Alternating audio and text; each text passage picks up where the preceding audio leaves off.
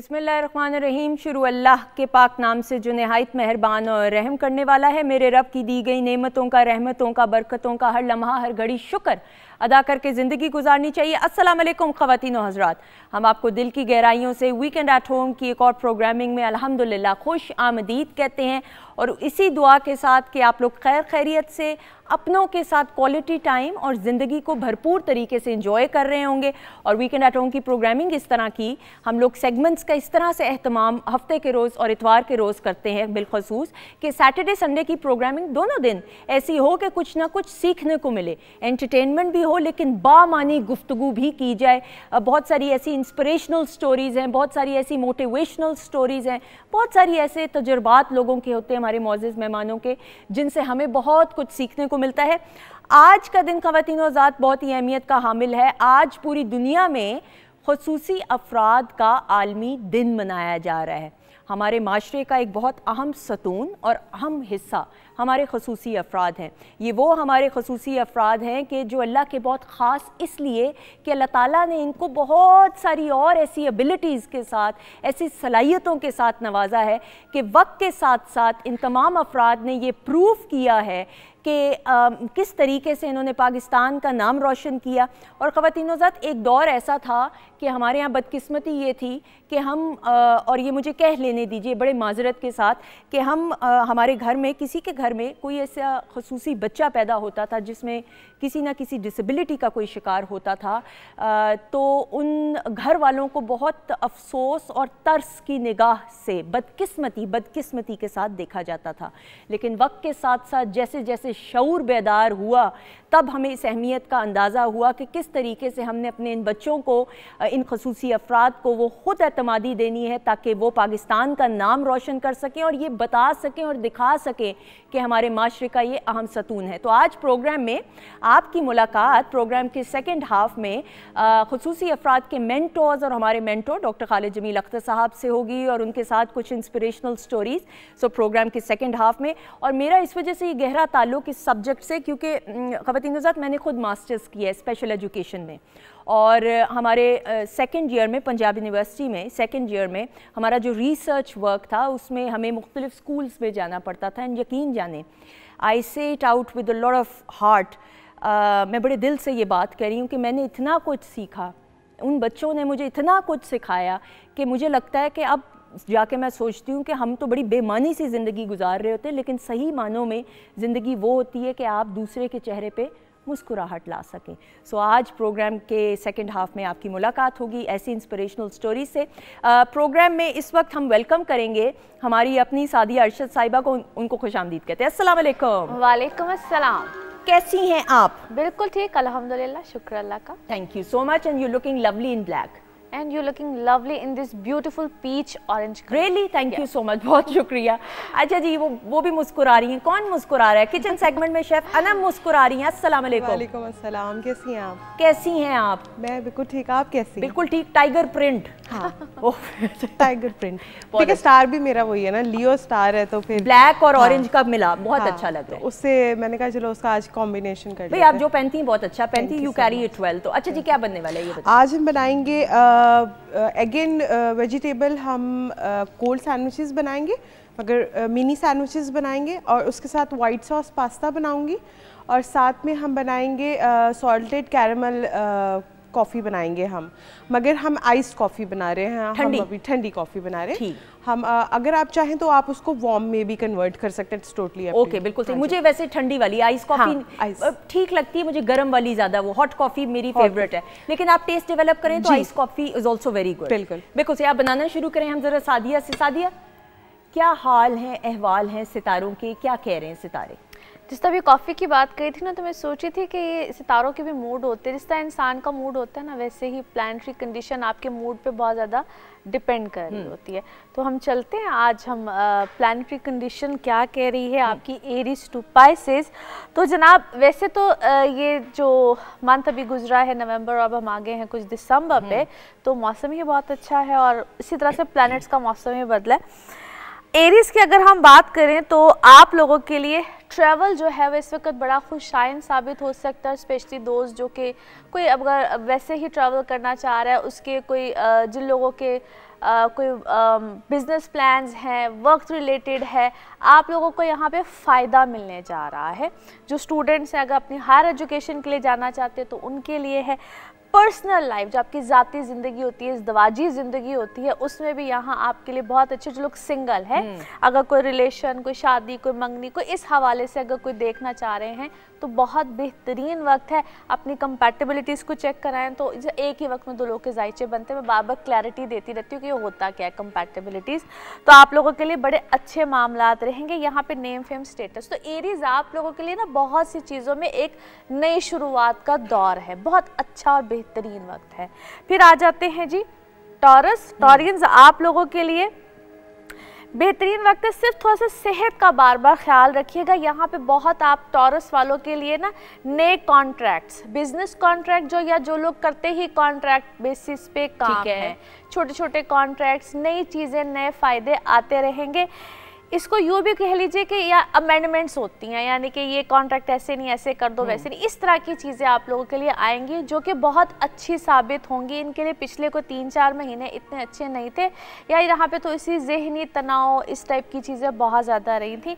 सेहत से भी रिलेटेड अगर कुछ लोगों को पहले कोई परेशानी रही है तो अब हम कहते हैं इलाज मिल जाना, डायग्नोज हो जाना, इस तरह की चीज़ें हो रही होंगी। अभी भी ये सिलसिला आगे चलेगा और बेहतरी आएगी, सेहत में बेहतरी मिलेगी। फिर आ जाते हैं जी Geminis. What a beautiful time for Geminis. Okay, good, ठीक है जी। माशाल्लाह। और इनके लिए कोई जॉब से रिलेटेड प्रॉब्लम थी या जॉब में कोई प्रॉब्लम, कोई जो भी कुछ आ रहा था, यहाँ पे इनके लिए एक नया दौर, बेहतरी, नई ऑप्शंस, और एक जिसको कहते हैं ना कि जो भी पहले इनको ट्रबल्स रही है ना, वो सारी ट्रबल्स दूर होंगी। अगर कोई दुश्मन, कोई भी आपके लिए कोई प्रॉब्लम्स खड़ी कर, अक्सर होता है ना लोगों की दुश्मनियां होती हैं या कोई लिटिगेशन, अदालती कार्रवाई कुछ भी चल रहा होता है, तो यहाँ पे आपके लिए अच्छे मामलात रहेंगे, अच्छी चीज़ें वापस आ जाएंगी। आप में से बहुत से लोगों के लिए ट्रैवल कर जाना या ट्रैवल से रिलेटेड, अक्सर इंटरनेट से रिलेटेड, क्योंकि हवाई बात भी होती है इसमें, उससे रिलेटेड IT वालों के लिए बहुत अच्छी चीज़ है, बहुत अच्छे मामलात होंगे। फिर आ जाते हैं जी कैंसर। अच्छा जी, कैंसेरियंस आप लोगों ने एक चीज़ का ख्याल रखना है, अगर आप लोग के कोई घर की शिफ्टिंग या घर को शिफ्ट करना या कोई इस तरह का मामला या कोई नई चीज़ का ख़रीदना, लग्जरीज की तरफ जाना, ज़रा ध्यान से सोच समझ के पैसों को खर्च कीजिएगा। यहाँ पे पैसे आप लोग ज़्यादा खर्च कर जाएंगे, बाद में इसको हम कहते हैं कि यार मेरे बजट से मैं आउट हूँ। ठीक है, यानी कि बजटिंग का ख्याल करके चल रहा है। अच्छी चीज़ें बिल्कुल आ रही हैं, बड़े अच्छे दौर का आगाज़ है, बड़ी अच्छी चीज़ें हैं, लेकिन आप एक्स्ट्रा बजट से बाहर होंगे, बाद में ये चीज़ आपको थोड़ी सी प्रॉब्लम देगी। स्टूडेंट्स आपके लिए बड़ा अच्छा वक्त है। नया PR सर्कल वो बहुत ज़्यादा बनेगा। लोग यहाँ पे आपको फ़ायदा भी दे सकते हैं और लोग आपसे फ़ायदा उठा भी सकते हैं। दोनों ही चीज़ें वाइसा वर्सा चलेंगी। ज़रा तो यहाँ पे ज़रा थोड़ा सा ज़रा आपने एक्टिवली माइंड को एक्टिवली लेकर चलना, दो it's a very good time. अच्छा, और आपकी जो पर्सनल इमोशनल लाइफ है, यहाँ पे ज़रा थोड़ा सा ज़रा अपनी अना में नहीं आना, ईगोइस्टिक नहीं होना। यहाँ पे अपने रिश्तों में खुद ही अपने लिए प्रॉब्लम्स क्रिएट कर सकते हैं। जो ऑलरेडी मैरिड होते हैं, रिलेशंस में होते हैं, ये उनके लिए एक ख़ास मैसेज है। फिर आ जाते हैं जी Leos. Leos very good time, बड़ा अच्छा है, ख़ास तौर पे आपकी अपनी फैमिली सर्कल्स, रिश्तेदार, इन सब के हवाले से बहन भाइयों की तरफ से कोई ना कोई पॉसिबिलिटीज़ बड़ी अच्छी बनेंगी। जो लोग एजुकेशन वाले जो स्टूडेंट्स होते हैं उनके लिए बड़ा अच्छा टाइम है। आपकी पर्सनल लाइफ से भी रिलेटेड अच्छा है। और ख़ास तौर पे लियोज को मैं पिछले कुछ अरसे से बार बार कह रही हूँ कि आपकी जो पर्सनल इमोशनल लाइफ है ना, उसमें आप जज्बाती बहुत हैं, यानी कि जज्बात में आके ख़ुद से कुछ फ़ैसले ऐसे कर जाना।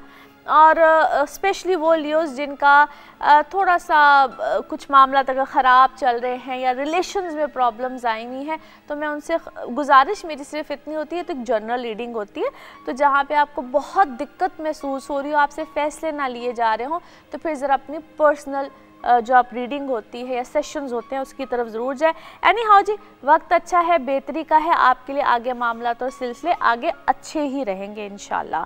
अच्छा, फिर आ जाते हैं वर्गोज। वर्गोज आप लोगों के ना कोई घर का चेंज, नई चीज़ की तरफ जाना, और दूसरी अच्छी बात है, इसको हम कहते हैं पर्सनैलिटी का चेंज।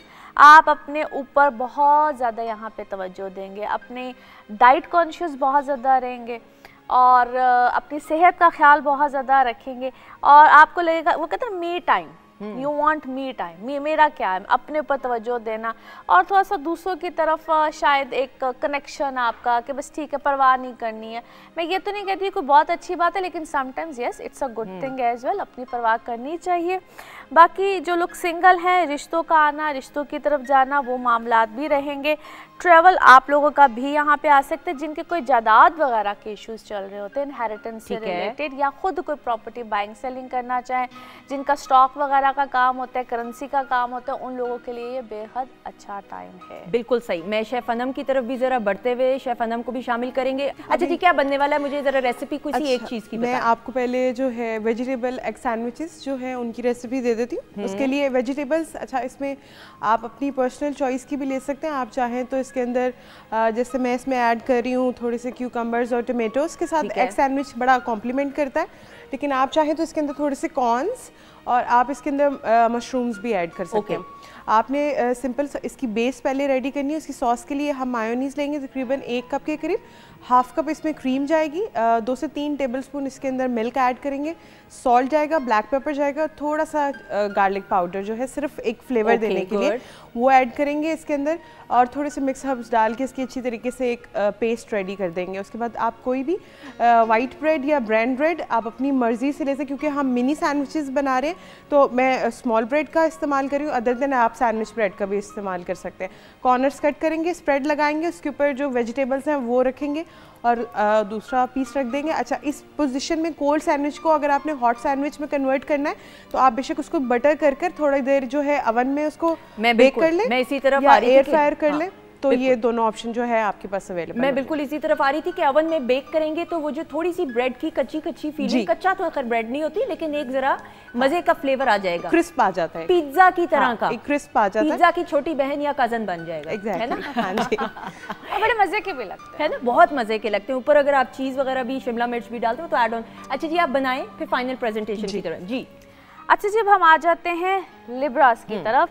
तो लिब्रास आप लोगों की लाइफ में ना बड़े अरसे के बाद एक बड़ा पुरसुकून टाइम आया है, ठीक है। और ख़ास तौर पे आपकी जो इमोशंस होते हैं, क्योंकि इमोशनली बहुत अरसे तक एक डिस्टर्बेंस में रहे हैं, ख़ास तौर पे जो अपनी रिलेशनशिप्स को लेकर, अपनी ज़ाती ज़िंदगी को लेकर काफ़ी डिस्टर्बेंस रही, उलझाव वाला टाइम इनकी ज़िंदगी में रहा है। फाइनली सबसे पहले तो बात करते हैं जो लोग सिंगल हैं, और मैं कहती हूँ तो अक्सर रेडी टू मिंगल, यानी कि शादी के लिए तैयार बैठे हुए, तो उनके लिए ये बड़ा बेस्ट टाइम है, एक्सीलेंट है, और बिल्कुल इनको इस टाइम पे देखना चाहिए, रिश्तों वगैरह की तरफ जाना चाहिए।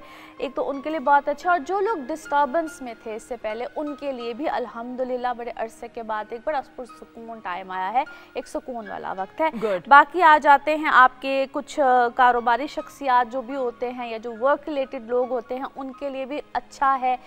फाइनेंशियली आप लोग अब आहिस्ता आहिस्ता सुकून की तरफ जाना शुरू हो जाएंगे, और जो लोग टेक्निकल एजुकेशन कोई भी लेना चाहते हैं उनके लिए बड़ा अच्छा। लिब्रास वैसे भी इस तरफ बड़े माहिर होते हैं और सीखने की तरफ माइंड बड़ा अच्छा चलता, क्रिएटिव होते हैं बहुत ज़्यादा, तो उन लोगों के लिए बहुत अच्छा बेहतरी का ये एक टाइम है।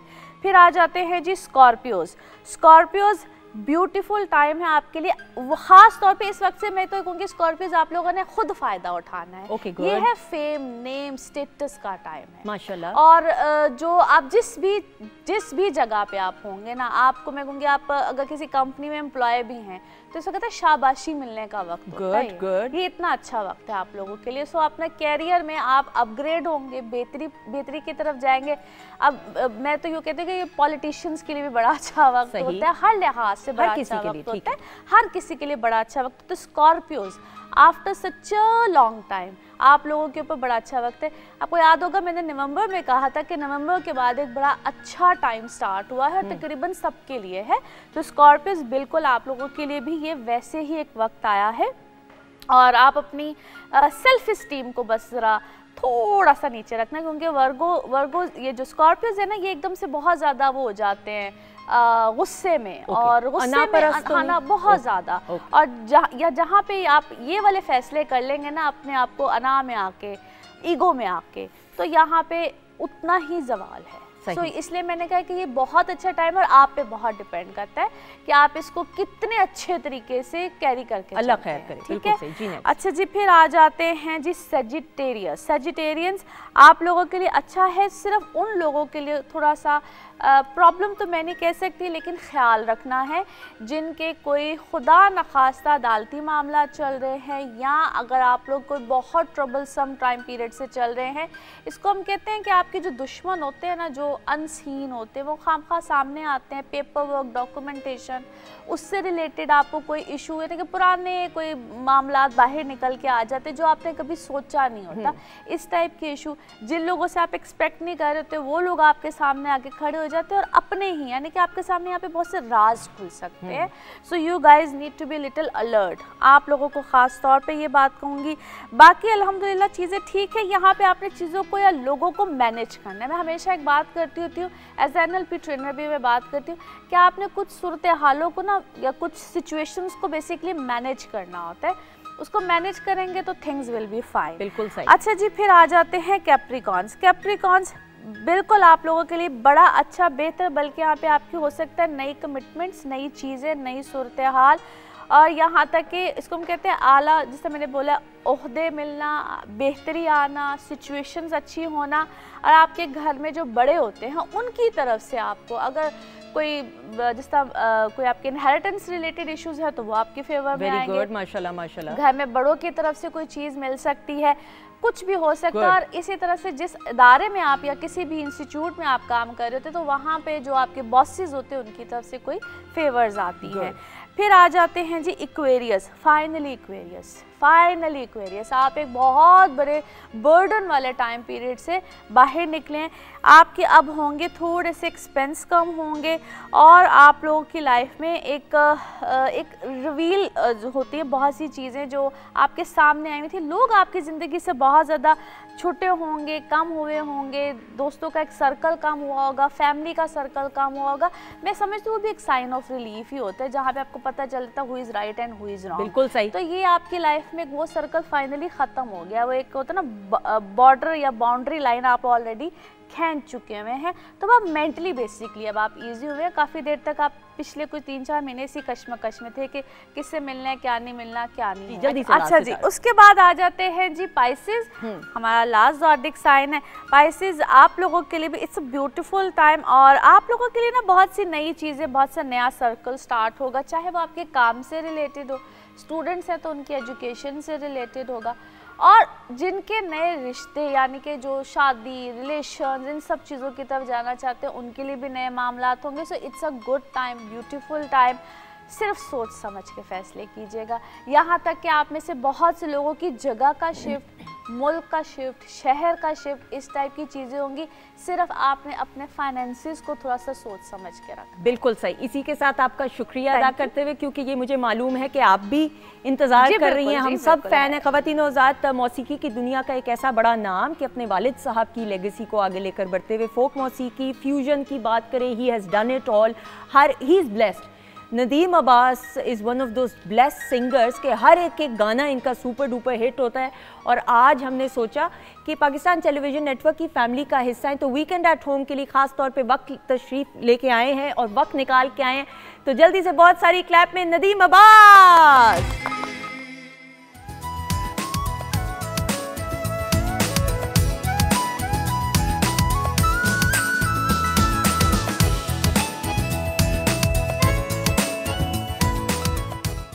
ख़वातीन और हज़रात, खुश आमदीद, welcome back once again. Weekend at home की ख़ास नशरियात और हर प्रोग्रामिंग ऐसी कि बहुत कुछ सीखने को मिलता है। हमारे साथ मौजूद हैं शेफ़ अनम किचन के सेगमेंट में, और ब्रेक पर जाने से पहले उम्दा परफॉर्मेंस और उम्दा एंट्री, और एंट्री हो तो ऐसी हो। नदीम अब्बास हमारे साथ मौजूद हैं। ये अस्सलाम वालेकुम। वालेकुम सलाम। कैसे हैं आप? बिल्कुल ठीक, अल्लाह का शुक्र। आपने कभी देखा है कि आप जब परफॉर्म कर रहे हैं और ख़ास तौर पे हमारे शो में, तो आप शॉर्ट्स तो प्लाज्मा पे स्क्रीन पे देख रहे होते हैं, हर गेस्ट हम समेत, मेरे समेत भी सारे क्लैप कर रहे हो, तो ये दिल से क्लैप निकलती है। Thank you very much. Allah आपको खुश रखे, और आप इसी तरह मौसीकी को उसके, क्योंकि ये भी एक फ़ील होती है ना, जब भी आप कोई ऐसा सुर जो आपके दिल के करीब हो, कोई ऐसी बात जो आपके दिल के पास हो, तो ये फिर दाद जो है ये रुकती नहीं है, और ये जेन्युइन होती है। true.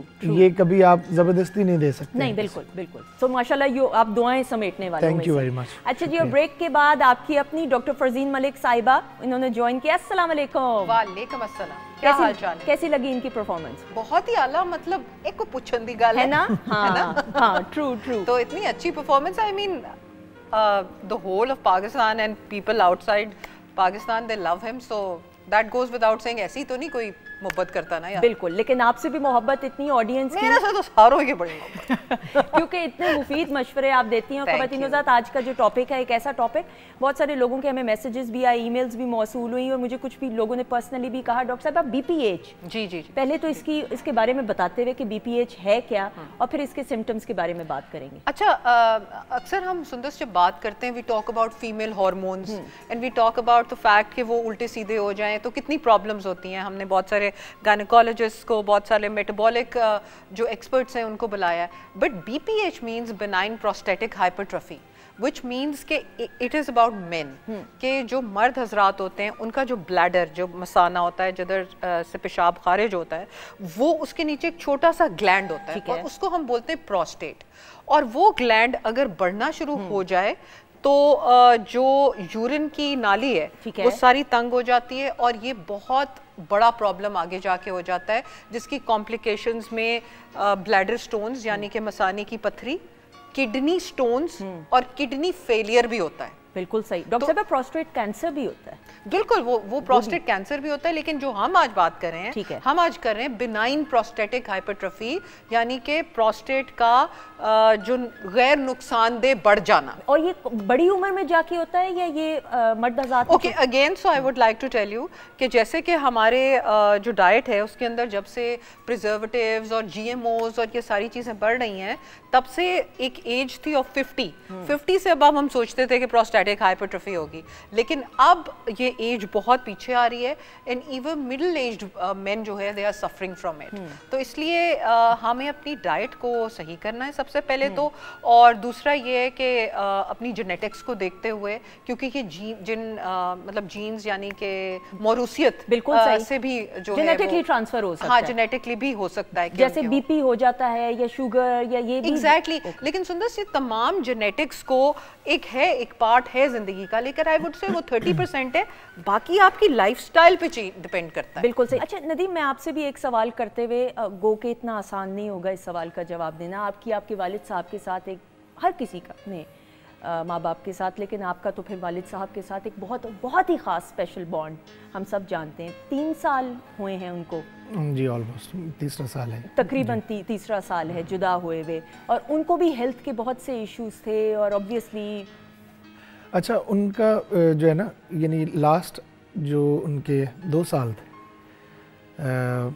हमने मतलब मैंने अपनी होश में, स्कूल टाइम में, कॉलेज लाइफ में कभी भी अपने वालिद को एक इंजेक्शन लगाते हुए भी, कभी डॉक्टर के पास जाते हुए नहीं देखा, कभी उन्हें कोई खांसी ज़ुकाम कोई ऐसी चीज़ मेरी होश में मैंने उन्हें नहीं देखा, क्योंकि एक तो वो देसी खुराक जो थी उसके वो लवर थे, यानी मक्खन, घी, घर का दूध, घर का वो सारा, वो इस चीज़ में बहुत यानी वो एहतियात करते थे। खाना उन्हें देसी बहुत ज़्यादा पसंद था, और वो जो आखिरी 2 साल थे उनमें मेरे लिए भी और शायद उनके लिए भी वो ऐसी नई चीज़ें थी कि जो से, और उसमें एक मसला ये भी उन्हें यानी हुआ था, उसमें फिर उन्हें वो कहते वो लगानी पड़ती थी हमें, वो फिर यानी कोई एक माह शायद या 20 दिन सही वो शायद रही। और मैंने वो देखा कि वो यानी जो आप बात कर रही हैं, मैंने अपनी आंखों से ये देखा है कि वो कितना तकलीफ दे होता है और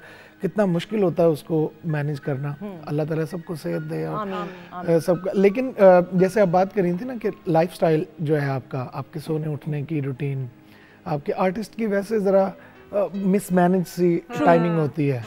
रातों को जाग रहे होते हैं हम लोग, कभी रिकॉर्डिंग कर रहे होते हैं, कभी शोज़ कर रहे होते हैं। ट्रैवल एक बहुत बड़ा पार्ट है इसमें, और आपको पता है कि सफ़र जो है वो तो वैसे ही आप एक शहर से दूसरे शहर चले जाएं तो आपको थकान महसूस होती है और आप ऐसा लगता है कि आप एग्जॉस्टेड हैं। तो जिसने पूरी ज़िंदगी 50 साल गाड़ी की सीट पे गुजारे हों सफ़र में, और फिर लाइव गाना 6-6, 7-7 घंटे, बिल्कुल, और फिर अपने उस मकाम को बरकरार रखना, और खुदा की ऐसी यानी करम नवाजी थी उनकी आवाज़ के ऊपर कि उनकी जाने से 2 दिन पहले की एक रिकॉर्डिंग उनकी हमारे पास कि वो किसी ने उनको हारमोनियम दे दिया उनके बेड पे कि आप कुछ सुनाइए। उन्होंने एक कसीदा मौला अली अलैहिस्सलाम का उन्होंने पढ़ा, वो आखिरी वही रिकॉर्डिंग है उनकी। और मैं आंखें बंद करके जब हम सुनते हैं तो ऐसे लगता ही नहीं है कि यार ये बंदा, यानी इनकी तबीयत ख़राब है, या आवाज़ के अंदर वही रोशनी और वही दिल को छू लेने वाली चीज़। He was a fighter. तो सेहत के जो मसाइल हैं जैसे हम लोग बात कर रहे हैं, ये तो फिर खुदा का एक सिस्टम है। अल्लाह ताला लोगों को आजमाइश के लिए, क्योंकि हमारा ये ईमान है कि जैसे खुदा हर वक्त हाजिर नाजिर है, वो एग्जिस्ट करता है, वो अपनी निशानियां भी देता है कि वो मौजूद है। बिल्कुल बिल्कुल। और सेहत का अप डाउन होना, हालात का अप डाउन होना, फाइनेंशियल क्राइसिस, मतलब और बहुत सारे मसाइल, ये सारे ये खुदा की उसके होने की दलील होते हैं। बिल्कुल। और वो इन चीज़ों से आप ये देखें ना कि जब मरीज़ कोई बंदा होता है या जब किसी प्रॉब्लम में होता है तो वो खुदा के कितना करीब हो जाता है, क्योंकि उसके अलावा उस वक्त उसका कोई आसरा, कोई होप नहीं होती है उसकी। तो मतलब ये मैं कहता हूँ कि खुदा अपने कुर्ब के लिए भी लोगों को तकलीफ देता है ताकि वो उसके पास आए। बिल्कुल सही। और उससे उस वास्ते से, उस शिद्दत से मांगे जिसकी उन्हें ज़रूरत है। ख़वातीन हज़रात, इसीलिए हमेशा अच्छा सोचें ताकि आपके लिए अच्छा हो सके। और सेहत सबसे बड़ी अल्लाह ताला की तरफ से एक नेमत है। और आपके बड़े बुज़ुर्ग जो हैं, बस दुआ है दिल से कि अल्लाह ताला उनको लंबी उम्र, अच्छी सेहत दे। आमीन सुमा आमीन। डॉक्टर साहब बनाओ, प्रोस्टेट के हवाले से जो हम बात कर रहे हैं, ये ज़्यादातर मैंने पहले भी ये सवाल किया, लेकिन मैं दोबारा 50s में ज़्यादातर मर्द 50 से बियॉन्ड होता है। और कहते हैं कि ऑलमोस्ट हर एक को थोड़ा बहुत इसका होता है। So we can change our lifestyle and we can change our diet. इसको रोका जा सकता है? बिल्कुल, इसको रोका आप कम कर सकते हैं। और आप किसी हद तक रोक भी सकते हैं अगर आप अच्छा लाइफस्टाइल बिल्कुल ही कर लें। ठीक है। जैसे कि अभी नदीम कह रहे थे, सोने का उठने का जो है टाइम, दैट इज स्मोकिंग को कम करें, कैफिनेटेड ड्रिंक्स कम पिएं। और इसके अलावा पंपकिन सीड्स यानी कि कद्दू के जो बीज है, उनका प्रोस्टेट के अंदर बहुत बड़ा रोल देखा गया है इस प्रोस्टेटिक हाइपरट्रोफी में, क्योंकि उसके अंदर जिंक होती है। और जिंक जो है, जो ये हार्मोन्स जो है ना, जो मैं आपको बताया है कि जो मर्द हजरात के गड़बड़ हो जाते हैं, उसमें DHT वगैरह, ये सारे इनको कंट्रोल करने में जिंक का बहुत अमल दफा। तो डॉक्टर साहब इनको किस तरह इस्तेमाल किया जा सकता है? ये पंपकिन सीड जो है 1/4 चमचा छील के रोज आपने इस्तेमाल करना है विद मिल्क, या मिल्क के साथ कर लें या पानी के साथ कर लें, लेकिन it has to be there. और साथ में अगर आप थोड़े से आमंड्स 3-4 मिक्स कर लें तो बादाम छील के, तो वो भी बहुत अच्छे होते हैं। अच्छा, ठीक है। इसके अलावा कोकोनट ऑयल, ठीक है, कोकोनट ऑयल, कोकोनट मिल्क, जो कोकोनट को क्रश करके बनाया जाता है, कोकोनट मिल्क, वो बहुत, उसका भी देखा गया है। अंडे कहते हैं ऐसे हजरात को कम खाने चाहिए जिनकी प्रोस्टेटिक हाइपरट्रोफी होनी शुरू हो जाए, क्योंकि उसके अंदर कुछ ऐसी चीजें हैं जो कि प्रोस्टेट के लिए अच्छी नहीं। डॉक्टर साहब, इसके इनिशियल साइंस क्या होते हैं? हाँ, इसके इनिशियल साइंस बिल्कुल आपको पता है कि कई लोगों को मसाइल होते हैं, लेकिन क्योंकि उन्हें पता नहीं होता, हाँ। वो उसे नोटिस ही नहीं करते और उसको पसे पुश डालते रहते हैं। उन्हें पता ही नहीं होता कि ये हमारे साथ ये ऐसा क्यों हो रहा है। इसके इनिशियल जो स्टेप्स है, चेंज मतलब क्या होता है? Very good question. उसमें ये है कि ये एक तो ये होती है इनकम्प्लीट एम्प्टिंग होती है, आप यूरिन की फीलिंग होती है, लेकिन जब आप बाथरूम जाते हैं तो यूरिन नहीं आता, या बहुत मुश्किलात के बाद आता है, या स्ट्रीम उसकी बहुत वीक होती है, या पोस्ट यूरिनेशन एक ड्रिपिंग होती रहती है। इसके अलावा थोड़ा बहुत यहाँ पे जो है पेल्विक प्रेशर एक बिल्डअप हो जाता है, और ये इवेंचुअली जब यूरिन कलेक्ट होता रहता है, क्योंकि फिर आगे जाके कैथेटराइजेशन की ज़रूरत पड़ती है अगर इसका इलाज ना करवाएं। क्योंकि आप ये सोचें कि ये जो छोटा आमंड शेप्ड ये जो है ग्लैंड, इसके बीच में से पेशाब की नाली गुजर रही है, ठीक है, तो जब ये फूल जाएगा तो पेशाब की नाली दब जाएगी। सही। तो जब वो दब जाती है तो फिर ब्लैडर के अंदर यूरिन जमा हो के यूरिक एसिड स्टोन्स बन जाते हैं। फिर बैक प्रेशर से किडनीज फूलनी शुरू हो जाती हैं और किडनीज में स्टोन्स बनते हैं। ठीक है। तो इतनी बड़ी इससे प्रॉब्लम हो सकती है। इसका इलाज सर्जरी है, इसका इलाज दवाइयों से भी कंट्रोल करते हैं जिन लोगों में नहीं है। लेकिन आप ये जो है अपनी स्मोकिंग कम करके, अपने आप को ये पंपकिन सीड्स का इस्तेमाल करके और आमंड्स का, जैसे कि हम बता रहे हैं, तो यू कैन एक्चुअली रिड्यूस के ये इसका इंसिडेंस कम हो। बिल्कुल। अच्छा, जी डॉक्टर साहब, इसका जो लेजर वाला प्रोसीजर है, क्या वो कितना अच्छा? हम अपने देखने वालों में, क्योंकि काफ़ी हमारे दोस्त हैं, उनके कुछ बुजुर्गों के साथ इस तरह के मसाइल हैं, मैं उन्हें जानता हूँ। हमने उन्हें बहुत कन्विंस करने की कोशिश, वो ऑपरेट नहीं करवाते हैं, वो कहते हैं जी हम वो बैग लगा हुआ है बस हम इसके साथ ही अपनी ज़िंदगी का हिस्सा बना लिया हमने, लेकिन हम ऑपरेट की तरफ नहीं जाते, यानी वो हौसला नहीं पैदा होता, इतनी वो डरते हैं या उन्हें मतलब ये कितना डेंजरस होता है, या इसको यानी क्या इससे ऑपरेट के बाद आप ठीक हो सकते हैं? मैंने जो अभी आपको बात बताई है वही बहुत बड़ी डेंजरस बात है कि इसकी कॉम्प्लिकेशन हो जाए तो आप अपनी किडनीज लूज कर सकते हैं, ठीक है, खुदा ना खास्ता। तो इसलिए बेहतर है कि इसके जो लेजर के नए प्रोसीजर्स आए हैं, they are very good, they are very safe. Allah का नाम लेके किसी अच्छे मुस्तनिद यूरोलॉजिस्ट से या सर्जन से ये करवाएं, ताकि आपको जो है वो जैसे लोग घुटने नहीं चेंज करवाते और हालांकि उसका इतना एक जिंदगी वापस दुनिया पे आने वाला इफेक्ट है। सो लाइक ही सेइंग कि जरूरी नहीं कि लोग सर्जरी को रिजॉर्ट करें, लेजर के साथ भी सर्जरी आ गई है, प्रोसीजर्स आ गए हैं, दवाइयाँ आ गई हैं, और सबसे बड़ी बात जो हमने अभी आपको बताई है कि फिश का इस्तेमाल, ग्रीन लीफी वेजिटेबल्स का इस्तेमाल, ग्रीन लीफी वेजिटेबल्स में फाइटोन्यूट्रिएंट्स होते हैं जो कि ब्लैडर को कंट्रोल को बेहतर करते हैं। बिल्कुल सही। ख़वातीनों से तब मसले को बढ़ने ना दें, उसकी रोकथाम पहले से ही कर लें ताकि उसकी शिद्दत में कमी आ जाए। बाकी तो ऑब्वियसली दुआएं बड़े कमाल कर देती हैं, दुआएं तो जो है ना, और ज़रूरी है दुआएं लेना। डॉक्टर साहब आपका शुक्रिया भी अदा करते हुए टिप ऑफ द डे अगर please. Tip of the day ये है कि बहुत सारे लोग मुझसे बात कर रहे थे कि आजकल चूंकि नट्स वगैरह का इस्तेमाल है, सर्दियाँ हैं तो वजन गेन हो रहा है अराउंड द मिडल। उसमें ये है कि उसका एक कावा बहुत अच्छा है, वो ये है कि आपने सिनेमन लेनी है, दार चीनी तकरीबन 5 इंच का का टुकड़ा, उसमें आपने डालना है, उसको आपने उबाल लिया, अच्छी तरह पका लिया, उसके अंदर आपने आधी चमची डालनी है एप्पल साइडर विनेगर की, यानी कि सेब के सिरके की, या लेमन जो है वो आधा आपने निचोड़ लेना है, और उसके अंदर हनी डाल के आप लें। अगर डायबिटिक है तो ना हनी डालें। इसका जो आपने कप बनाया, आधा आपने सुबह पीना है और आधा आपने रात को पीना है सोने से पहले। ओके, अच्छा मासूमाना सा सवाल, जो आधा है वो फिर हम फ्रिज में रख लेंगे? नहीं, बाहर ही रहने दें, खराब नहीं। आजकल तो वेदर बड़ा चेंज हो गया, बिल्कुल ठीक, तो एक दिन में वो फुटकता नहीं है। बिल्कुल ठीक है, बाहर रख सकते हैं, it is safe and just cover it up. लेकिन ऑफ कोर्स रोटियां कम करें और ड्राई फ्रूट्स कम, वो तो जरूरी है। बिल्कुल सही, थैंक यू सो मच, बहुत शुक्रिया ख़वातीन नौज़ात। हम बिल्कुल ब्रेक पे नहीं जा रहे, आपको किसने कहा है हम ब्रेक पे जा रहे हैं? मुझे गाना सुनना है। बिल्कुल, हाँ, नदीम अब्बास साहब प्लीज आ जाइएगा, बहुत सारी क्लैप में।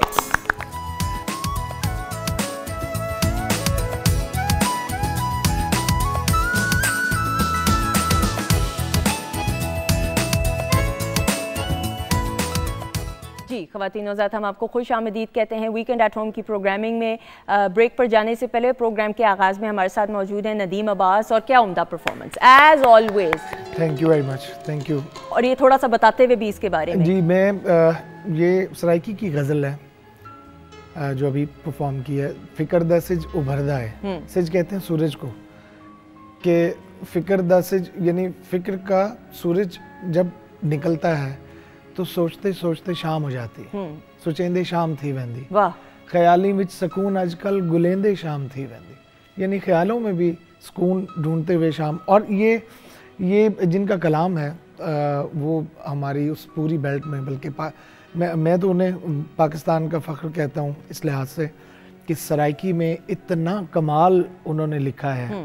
और वो ऐसे शायर हैं, शाकिर शुजाबादी, जिनका ये कलाम अभी रिसेंटली उनको डॉक्टरेट की उससे भी नवाजा गया, माशाल्लाह, और बहुत, वो मैं कहता हूँ उस डिग्री की इज्जत है कि वो शाकिर साहब के पास गई है, और वो अपना कलाम खुद सुना नहीं सकते हैं, यानी एक ट्रांसलेटर होता है उनके साथ, वो यानी उनका वो जो फेस है, और ये क्योंकि हम लोग इस पे बात कर रहे हैं बिल्कुल कि वो सीधा खड़े नहीं हो सकते हैं, उनके हाथ मुड़े हुए हैं, गर्दन उनकी टेढ़ी है, लेकिन अल्लाह ताला ने उनको और इतनी सारी नेमतों से नवाजा। मैं कहता हूँ कि उनका जो उनकी अक्ल और जो वो शेर की अता उनको खुदा ने दी है, वो शायद किसी बहुत सेहतमंद आदमी को भी इस तरह की अता ना होती। बिल्कुल, माशाल्लाह माशाल्लाह, उम्दगी के साथ आपने इसको परफॉर्म किया। ब्रेक से आने के बाद हमारे साथ मौजूद हैं, हम प्रोग्राम में इनको अक्सर दावत देते रहते हैं, लेकिन अभी काफ़ी अरसे बाद मुलाकात हो रही है। हमारे साथ मौजूद जाहिद महमूद साहब, he is a hair stylist, और ये काउंसलिंग भी आपकी करते हैं, आपको बताते हैं किस तरीके से ग्रूम हम अपने आप को मज़ीद बेहतर कर सकते हैं। अस्सलाम वालेकुम। जी वालेकुम अस्सलाम। सुंदस कैसी हैं आप? अल्लाह का शुक्र, कैसे हैं आप? मैं ठीक, अल्हम्दुलिल्लाह, thank you so much again आपने शर्फ बख्शा, आपने प्रोग्राम में बुलाया। Thank you so much. Zahid साहब मुझे ये बताइएगा, हम आपसे ज़्यादातर क्विक टिप्स लेते हैं क्योंकि लोग जो हैं टिप्स, मेरे जैसे भी लोग टिप्स लेना चाहेंगे।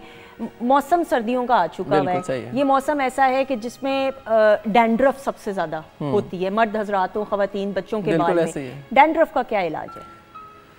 ये तो बात बिल्कुल सही कि हर बंदा ही जो ना डैंड्रफ का शिकार है। इसमें सबसे पहले तो हमें ये देखना पड़ेगा कि आप यूज़ क्या कर रहे हैं। अक्सर क्या होता है कि ख़वातीन और हज़रात जो है ना वो चीज़ें ऐसी यूज़ कर रहे होते हैं कि जो बजाय डैंड्रफ कम करने के ज़्यादा कर रहे होते हैं। ठीक है, मसलन जैसा कि लोग कोकोनट ऑयल इस्तेमाल करते हैं, तो इसको तो इस्तेमाल करना बंद कर दें सर्दियों में, क्योंकि ये वैसे ही ड्राई करता है स्कैल्प को, तो आपका डैंड्रफ कम होने के बजाय मज़ीद बढ़ जाएगा। ठीक है, तो इसके लिए आपको या तो एंटी डैंड्रफ शैम्पू यूज़ करना होगा, और नहीं यूज़ कर सकते तो फिर आप ये कर सकते हैं कि वो प्रोडक्ट, वो शैम्पू यूज़ करें जिसके अंदर पैंथनल ये प्रो B5 प्रोटीन है। ठीक है, B5 प्रोटीन ये होना चाहिए। जो भी उठाएं आप ये देख लें कि ये हो, एवोकाडो ऑयल हो जाए तो बहुत अच्छी है। ये मैं वो एक्टिव इंग्रेडिएंट बता रहा हूँ, जो उठाएंगे वो शैम्पू मार्केट जब जाएंगे तो ये देखने पड़ेंगे। वो कुछ भी हो, ब्रांड कुछ भी हो, वो कोई मैटर नहीं करता।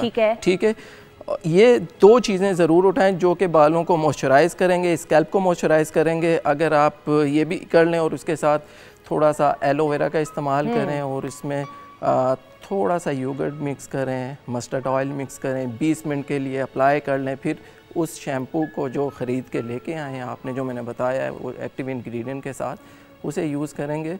हफ्ते में 2 दफ़ा ये कर लें, कम से कम 1 दफ़ा तो ज़रूर करें ये रेमेडी। बिल्कुल सही। तो अच्छा, एक मैं ये ज़रूर आपसे बात करते हुए, नहाते हैं ऑब्वियसली हम गर्म पानी से सर्दियों में, लेकिन बालों के लिए मैंने ये सुना है और जाना है कि नॉर्मल टेम्परेचर रहना चाहिए। गर्म पानी डायरेक्टली बालों पे डालें तो वो भी आपके बालों को डैमेज करता है और टेक्सचर को। बिल्कुल ऐसे ही है कि बाल आजकल जिस हम एरा से गुजर रहे हैं ना, बेसिकली हम बहुत ज़्यादा फैक्टर इन्वॉल्व है इसमें कि जो बालों को डैमेज करते हैं। हमें ये लगता है जी कि बस पानी कर रहा है, उसके अलावा इन्वायरमेंटल फैक्टर्स हैं, आप जहाँ पे काम कर रहे हैं, फिर आजकल जो हमारा सारा आप देख रही हैं स्मोक का मामला, ये भी बालों को इफ़ेक्ट कर रहा है, आपकी स्किन को भी कर रहा है, एवरीथिंग को।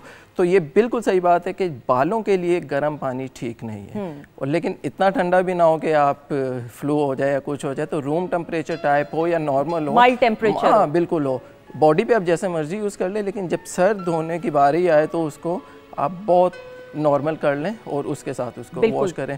और फिर इसी वजह से क्या होता है कि स्कैल्प और हेयर शाफ्ट ये 2 डिफरेंट चीज़ें हैं, ठीक है, लेकिन स्कैल्प में भी वो ड्राइनेस आती है क्योंकि गर्म पानी वो आपके मॉइस्चर को ड्राई कर देता है, ठीक है। और हेयर शाफ्ट तो वैसे ही आपका पहले ही ड्राई, क्योंकि वो जो सीबम जो प्रोड्यूस हो रहा है आपके सेबेशियस ग्लैंड के थ्रू, वो तो हेयर शाफ्ट तक पहुंच ही नहीं रहा ना। और फिर बच्चे आयरन भी कर रहे हैं, चीज़ें भी कर रहे हैं, हीट स्टाइलिंग भी कर रहे हैं, तो फिर उसके बाद गर्म पानी नहीं, ये अफोर्ड नहीं हो सकता। बिल्कुल सही, वो जुल्म है बालों के ऊपर, टेक्सचर पे। और एक और चीज़ ज़रूर करनी है कि बालों को कंडीशनर ज़रूर करना होगा। ओके, अच्छा, कंडीशनर के लिए भी इंग्रेडिएंट्स देखने पड़ेंगे। हाँ, उसमें कूपाकू बटर हो, एवोकाडो ऑयल शामिल हो, ये 2-3 चीज़ें, बहुत लंबे बताऊंगा तो कंफ्यूज हो जाएंगे। बिल्कुल सही, तो, मेन बता दें। हाँ, और उसके साथ अमाइनो एसिड्स हों, जैसे ओट का अमाइनो एसिड्स हो 2-3 तरह के, और कैराटिन लाजमी हो। ओके, अच्छा, सल्फेट फ्री क्या होता है प्रोडक्ट? सल्फेट बेसिकली क्या होता है कि अब जैसे जैसे हम जदीद साइंस की तरफ बढ़ रहे हैं ना, तो हमें पता लग रहा है जी कि आपके बालों को अमोनिया क्या करता था, सल्फेट क्या करता है। सल्फेट एक केमिकल होता है जो झाग बनाता है, ठीक है। अब उसको रिप्लेस करके और चीज़ें आ गई हैं जो उतनी हार्मफुल नहीं है जितनी सल्फेट है। तो सल्फेट क्या करता है, जब झाग तो बनाता है, लेकिन क्या करता है कि वो नेचुरल जो मॉइस्चर है और स्मूथनेस है और उसका जो प्रोटीन लेवल है, जिसे हम प्रोसिटी भी बोलते हैं, वो थोड़ा सा डिस्टर्ब करता है। ओके, तो फिर हमें जो शैम्पूज लेने हैं या हेयर के लिए प्रोडक्ट्स लेने, that should be sulphate free. आजकल तो बहुत आम है, हर किसी ने, क्योंकि एक आम सी बात हो गई है, तो वो उन्हें पता ही है कि अगर सल्फेट फ्री की एक स्टैंप लग जाएगी तो वो बिकेगा। तो अब वो बहुत ढूंढना मुश्किल नहीं है, तो कोशिश यही करनी चाहिए कि सल्फेट फ्री ही यूज़ करें। बिल्कुल। ज़ाहिद भाई, क्विकली अगर हम 3 टिप्स बालों के लिए, बालों को मैनेज करने के लिए इस मौसम के लिए। सबसे पहले तो देखें कि इस मौसम के लिए ना हमें बालों में मॉइस्चर चाहिए। मॉइस्चर के लिए आपको देखना पड़ेगा कौन सी चीज़ें जो रिस्पॉन्सिबल हैं मॉइस्चर को लेके, ठीक है। मैंने पहले आपको बताया कि B5 जो पैंथनल हमारा जो प्रोटीन है वो लाजमी होना चाहिए, ठीक है।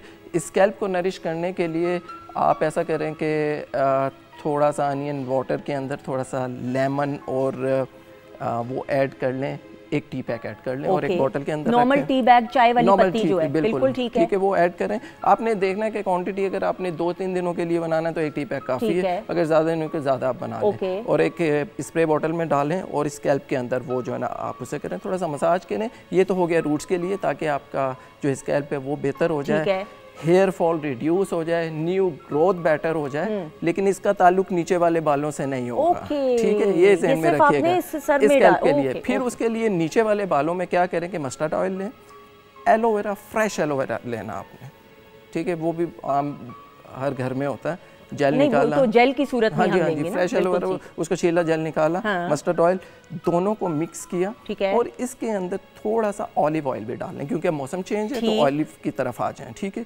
इसे अप्लाई करें और कोई 20 से 30 मिनट तो आपने लाजमी इसको छोड़ना है, तो दैट्स इट। और अगर ऑयल की तरफ जाना चाहते हैं तो उसमें मैंने पहले आपको बताया थी, ऑलिव की तरफ आएँ, ऑलिव ऑयल यूज़ करें, फिर ब्लैक सीड ऑयल यूज़ करें और आलमंड ऑयल यूज़ करें। नारियल का ना करें। नहीं, नारियल की तरफ तो बिल्कुल नहीं जाना आपने, ये तो परहेज है इसका। बिल्कुल ठीक है। अब क्या करना है, इसको बनाएं और एक दिन के लिए धूप में पड़ा रहने दें, ठीक है। यूज़ करने से पहले पूरा एक दिन इसको धूप में पड़ा रहने दें और फिर इसको अपने यूजेस में लेके आएँ। हफ्ते में 2 दफ़ा यूज़ करें, कोई ज़रूरत नहीं है कि आप पूरी रात अपने बालों को ऑयल करके रखें, सिर्फ 20 से 40 मिनट लगाएं, मैक्सिमम 1 घंटा लगाएं, अपने स्टडी करें, कोई कुछ देखना है, कोई संडे वाले दिन कुछ भी करना, और उसके बाद उसी सल्फेट फ्री शैम्पू जिसके अंदर वो एक्टिव इंग्रेडिएंट शामिल है वो आपने भी तैयार कर लिया। कमाल, देखें घर में बैठे बैठे इसको कमाल कर लें, और ऐसे इंग्रेडिएंट्स और हफ्ते में 2 दिन आपने इसको करना है और धूप में ज़रूर रखिए एक पूरा दिन, ताकि सही तरीके से सादा ज़बान में वो पक सके या वो इंग्रेडिएंट्स जज्ब हो। बिल्कुल सही भाई, थैंक यू सो मच, बहुत शुक्रिया, प्लेजर हैविंग यू। मैं हमेशा यहाँ हाजिर हूँ आपके लिए, जब भी आप बुलाएं तो बस that's it. Thank you so much, thank you. ख़वातीन हज़रात, हमारे साथ नदीम अब्बास भी मौजूद है, तो नदीम आ जाइएगा, the stage is all yours.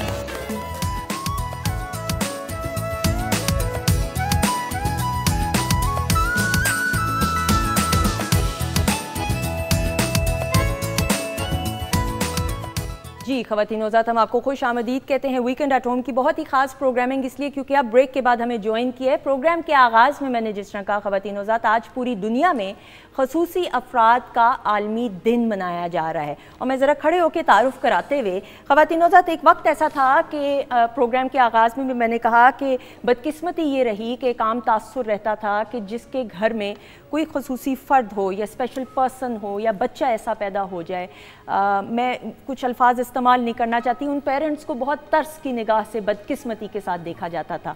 लेकिन वक्त के साथ साथ ये शऊर बेदार हुआ और मैं ये समझती हूँ कि इतनी अवेयरनेस हमारे माशरे में आई कि हमारे ख़ुसूसी अफराद इस माशरे का बहुत ही अहम सतून हैं, और अगर उनको वो खुद एतमादी और वो कॉन्फिडेंस दिया जाए तो दे कैन डू वंडर्स। और वक्त ने यह भी साबित किया कि मुख्तलिफ शोबों में हमारे इन खसूसी अफराद ने पाकिस्तान का नाम पूरी दुनिया में रोशन किया। जब हम खसूसी अफराद की बात करते हैं और रिहैबिलिटेशन की फील्ड की बात करते हैं तो एक ऐसी शख्सियत, एक ऐसे मेंटोर जिनको आप और मैं बहुत ही मोहब्बत और एहतराम से जिनका नाम लेते हैं, जिनके नाम के साथ जब बिग ब्रदर का टाइटल आ जाता है, ख़वातीन साहब, जब आप किसी को भाई कहते हैं ना तो आपको बड़ा मान होता है इस शख्स से कि ये आपकी आस को तोड़ेगा नहीं, ये आपका भरम कायम रखेगा।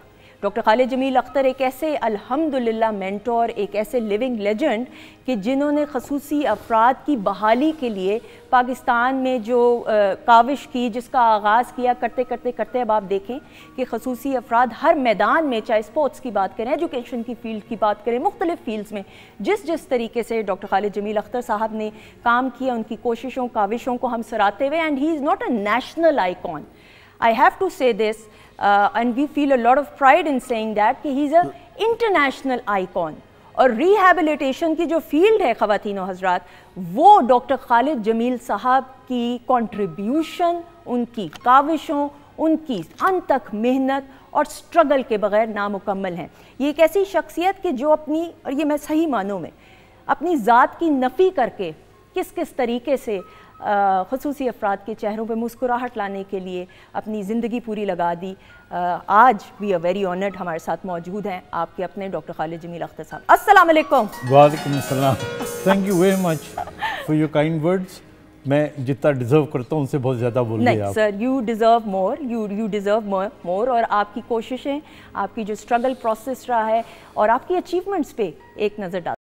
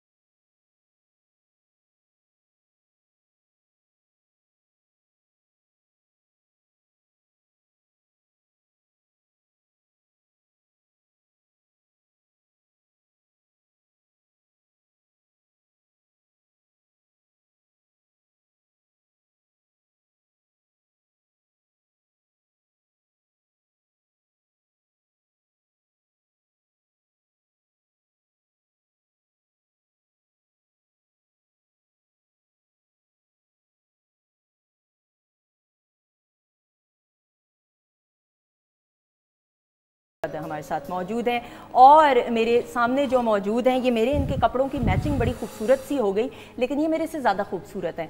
इसलिए खूबसूरत हैं कि ये एक ऐसे प्रोफेशन से वाबस्ता है कि नौजवान नस्ल को सही राह दिखाने में इनका बड़ा एक अहम किरदार है। ख़वातीन और हज़रात, इन्होंने ये साबित किया कि अल्लाह ताला इंसान को इतनी सारी नेमतों से, रहमतों और बरकतों से नवाजता है कि सिर्फ आपको उन नेमतों का शुक्र अदा करके अपनी ज़िंदगी में you need to move on. हमारे सामने सायरा अयूब एक ऐसी मिसाल है, माशाल्लाह पढ़ाई कंप्लीट करके now she is an associate professor और एक बहुत बड़े कॉलेज में ये पढ़ा रही हैं। बहुत सारे बच्चों के लिए मशअल राह बन के उनकी तरबियत में अपना एक अहम किरदार अदा करते हुए पाकिस्तान की बैनुल-अक़वामी सतह पर भी नुमाइंदगी करती हैं। हमारे साथ मौजूद हैं सायरा अयूब। अस्सलाम वालेकुम। वालेकुम अस्सलाम। कैसी हैं आप? मैं बिल्कुल ठीक ठाक। बहुत शुक्रिया, बहुत शुक्रिया, थैंक यू। आप बहुत खूबसूरत लग रही हैं ऑरेंज में। Thank you. और ये पर्स मुझे ज़्यादा प्यारा लगा। Thank you. अच्छा जी, मेरे सामने तशरीफ़ रखते हैं ख़वातीन और हज़रात बहुत बड़े ओहदे पे फाइज़, और इनकी स्ट्रगल प्रोसेस, इनकी जो एक सक्सेस स्टोरी है वो आज दिल खोल के बात करेंगे। हमारे साथ इरफान साहब मौजूद हैं, एक बहुत बड़े बैंक पे बड़े ओहदे पे फाइज़ हैं, असिस्टेंट वाइस प्रेसिडेंट हैं, पढ़ाई डिग्री मुकम्मल करते हुए माशाल्लाह से एक खुशगवार अज़दवाजी ज़िंदगी गुजार रहे हैं। इनके 2 बच्चे भी हैं। हमारे साथ मौजूद हैं इरफान साहब। अस्सलाम वालेकुम। कैसे हैं आप सर? अल्लाह का शुक्र है, ठीक ठाक है। बहुत शुक्रिया, अल्लाह का शुक्र, दुआएं। और ख़वातीन साथ नदीम अब्बास हमारे साथ मौजूद हैं। और डॉक्टर साहब, नदीम तो हमेशा से ख़ुसूसी अफराद के कॉज के लिए हमेशा से बढ़ चढ़ के इन्होंने हिस्सा लिया। I know, he is always been very sweet, और जब भी ज़रूरत पड़ी है तो he is always there. I am so happy that you are here. Thank you. We wanted you to be here. मैं भी आपको देखने के लिए आपसे इसी बहाने कुछ वक्त गुजरेगा, आपकी बातें सुनेंगे, आपसे बहुत कुछ हमेशा सीखने को मिलता है। सब रिहैबिलिटेशन की फील्ड डॉक्टर खालिद जमील अख्तर के नाम के बगैर इज़ इनकम्प्लीट। ये जो स्ट्रगल प्रोसेस रहा है, और फिर आज के दिन की मुनासबत से अब हम बड़े फ़ख्र से कहते हैं कि हमारे ख़ुसूसी बच्चे अफराद पाकिस्तान का नाम रोशन करें, लेकिन ये हालात पहले नहीं थे। आज से 20-25 साल, 30 साल पहले जाएँ तो। मैं एक छोटा सा वाक़या सुनाता हूँ आपको। मैं मेडिकल स्टूडेंट था और मुझे एक्सीडेंट हो चुका था, डिसेबिलिटी से मैं गुजर रहा था, और मेरी ड्यूटी लेडी वेलिंगटन हॉस्पिटल में लगी, और मैं हॉस्टल से हॉस्पिटल जा रहा था। तो वो चूँकि हॉस्टल में वहीं पे रह रहे थे, तो मैंने अजीब से कपड़े पहने हुए थे। उस ज़माने में शलवार कमीज़ ही पहनी हुई थी। तो मैं जब थोड़ा सा बल खाता हुआ चल रहा था, तो मेरे करीब से एक आदमी गुजरा, तो उसने 5 रुपए का नोट मेरे हाथ पे रख दिया। He thought that perhaps I am a beggar. तो मुझे वो चीज़ बड़ी चुभी। तो मुझे लगा कि जिस तरह डिसेबिलिटी का जो ओवरऑल एक पैटर्न बना हुआ है, इमेज बना हुआ है, वो बेगर का है। अच्छा, दूसरा इंसिडेंस क्या हुआ कि मैं एक पीसी होटल में, एक मिनिस्टर साहब थे, तो वो एक फंक्शन में बातचीत कर रहे थे और स्पेशल लोग बैठे हुए थे जी। तो खड़े होके मुझे बड़ा प्यार है इनसे, मुझे देखे मैं वो लफ्ज़ इसलिए बोलने लगा हूँ क्योंकि उन्होंने ये बोले थे, मैं लोगों को बताने के लिए। सही, बिल्कुल सही। तो उन्होंने कहा कि देखो जी कितने लोग हैं बेचारे, क्योंकि सारे खसूसी लोग थे, उन्होंने देखो उदा हाथ नहीं हैगा, वो टुंडा हो के भी इत्थे आया है, उन्होंने देखो अन्ना हैगा है फिर भी इत्थे आया है।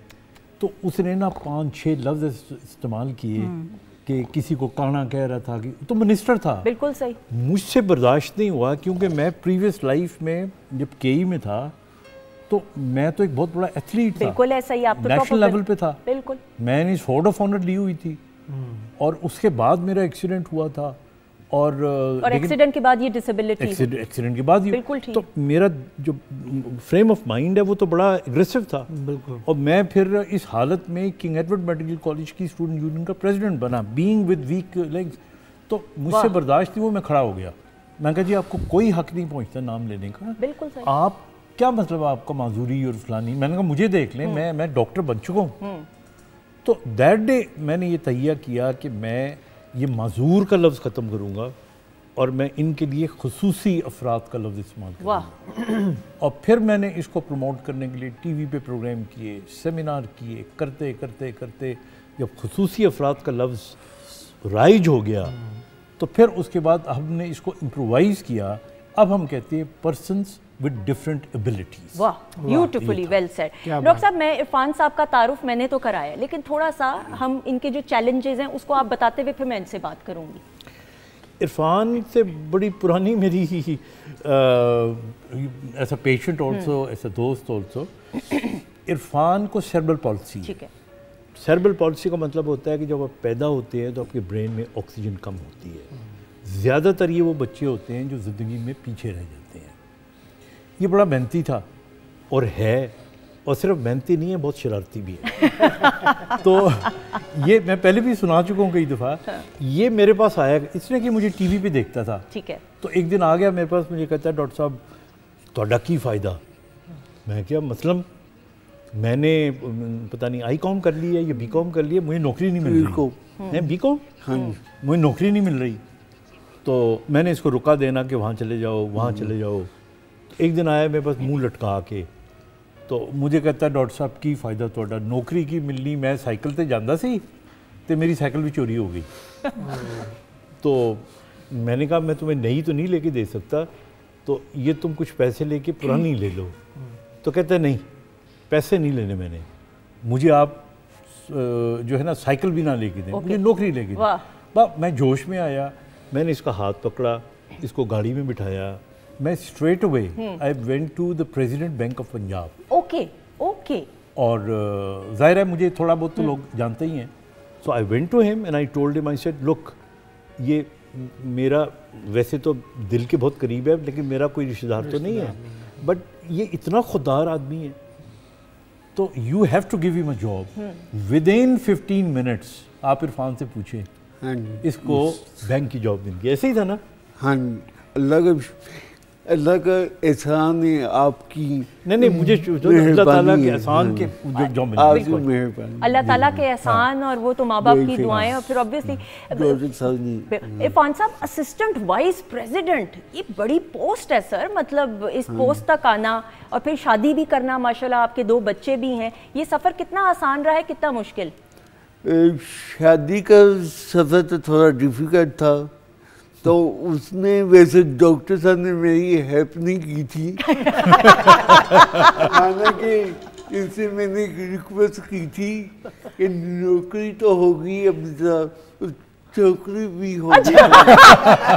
यानी मेरे पास आया है, अब तो नौकरी और आपने कहता है बड़ा एक दिन खुश हो गए, डॉक्टर साहब बहुत खुश हूँ, आपने मुझे नौकरी तो ले दी है, अब मुझे एक छोकरी भी ले दी। मैंने कहा अल्लाह का खौफ करो, ये काम खुद करो तुम। बिल्कुल सही, बिल्कुल सही। अल्लाह का शुक्र, फिर मेरी एक शादी होगी और आई एम ऑनर्ड कि हमारी शादी पर ये डॉक्टर साहब भी तशरीफ लाए थे। हालांकि ये कम जाते हैं। हाँ, नहीं माशाल्लाह माशाल्लाह। अच्छा, एक वहाँ पे भी इशू बताऊँ। अच्छा प्लीज। इसकी शादी में एक और शर्त आ गई। हाँ। ये जिस घर में रहता था वो इसने किराए पे कुछ हिस्सा दिया हुआ। ठीक है। तो जब तक वो खाली नहीं होगा इसकी शादी नहीं होगी। ओके। तो आपको पता है आजकल कितना मुश्किल होता है। मैं फिर हाँ, मैं फिर specially I went to commissioner Lahore. Okay.